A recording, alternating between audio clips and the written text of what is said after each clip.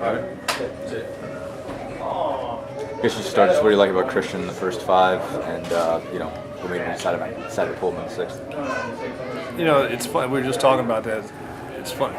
We're living on the edge. I shouldn't say that's not the right word. It was like I wasn't real pleased with what I was seeing in terms of his command, but yet he took a no-hitter in the fifth. So it was kind of a weird scenario for me. I didn't like that he came out and kind of nibbling around the strike zone. But to his credit, I thought he settled in there, and I think they said through a 2 or 3 inning stretch he threw 15 pitches. So. He did his job again. It wasn't the greatest start, but that's going to happen in baseball. So I was pleased with it that he held us in there with a chance to put something on the board. But as far as taking him out, I have a lot of confidence in our bullpen and the fact that he didn't have great command today. I was going to try to do the courteous thing and try to put him in a position to get a win, and then we were going to make a decision on hitter by hitter. What did he do well to settle down? I mean, like you said, I think he had 13 pitches over 2 innings after 40 in the first 2. Well, I started throwing strikes. I mean, it was like he was aggressive with downward angle in the zone, and he wasn't doing that early. He was trying to overthrow. The ball was flattening out and nibbling around the strike zone, and walking guys and hitting guys. And once he settled in, and that's him. If he's attacking the zone or whatever, he's as good as we have. Was it one of those things that you didn't even really realize that he had a no-hitter, until you look at the scoreboard or something and see he still hasn't got a hit? And it was funny because I didn't realize it until about the third because I was not liking what I was seeing, but I'm like, I'm not taking the kid out with a no-hitter. So. Again, I don't want to make it sound like it was a horrible outing or anything like that. He took a no-hitter through 5 against a Big Ten baseball team. So, but he was effectively wild, I guess, today. But I can't remember which inning it was, but you have got the squeeze run and the double steal inside of 1 inning. Just what made you, what led to the decision on both of those? Well, it was not necessarily a squeeze. Again, it's a third baseman was back.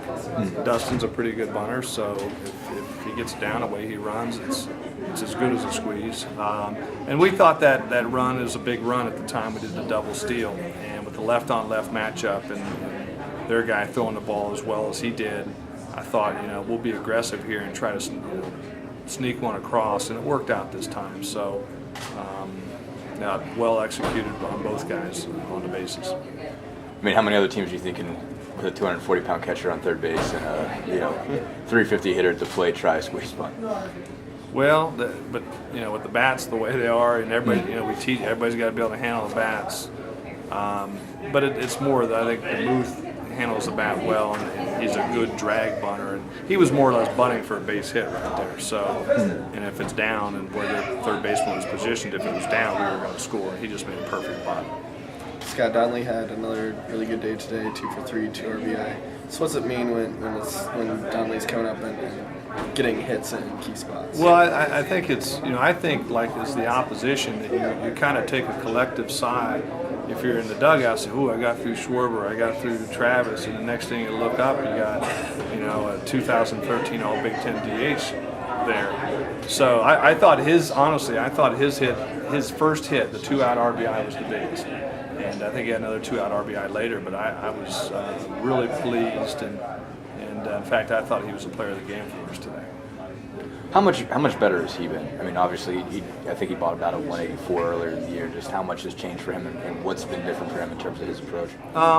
Keeping his barrel in the zone. Yeah, he's working on it too, but just keeping his bat. He's a really level, sees the ball deep. And I thought early in the season he was trying to be a little bit too aggressive, getting out front. And now that he's staying, letting the ball travel, he's seeing the baseball a lot better. What did you think of Schwarber's sliding catch out there in left field? It's like in the first or second. Like a bull in a china shop. That's what I would say. Typical bull in a china shop. No, actually, it's a pretty agile play. And but if I give him too much credit, then he'll be bouncing around. He'll be a bull in a china. Thinking he's I don't know who's the greatest out. Torrey Hunter. So. I guess how nice is that luxury just to throw him out there in the outfield? Give some opportunities to Hartong as well there. Well, I mean, we're very lucky and fortunate. We have 2 athletic guys. I mean, 2 catchers that are not just cloggers on the bases. They're both athletic and play in other positions. So that's a key element of what we're trying to do, because I think it keeps Kyle's legs fresh, it keeps Brad's legs fresh, but yet we don't lose anything defensively at either spot. You had a record-breaking crowd. Just how nice was that today? That was regular season record-breaking, right? Yeah. I don't know. I think it's the overall one. There's no way. Our regional crowds were, The highest was 3,200. yeah, faulty accounting, would be the way that I put it. 'Cause I heard that announcement. There's no way, because the regional crowds were better. Now that we've got our system ironed out.